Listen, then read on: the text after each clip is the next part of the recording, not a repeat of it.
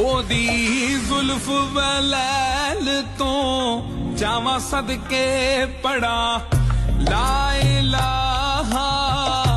इल्लल्लाह उथे आहद सी इथे अहमद है कमली वाला मुहम्मद रसूल अल्लाह जीनू कुल कायनात ने करे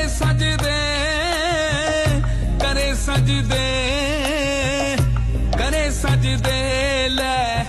कुरान दा पाक फरमान आया सोने नबी दियां सिफतां की आखां कुल नबियां दा सरदार आया।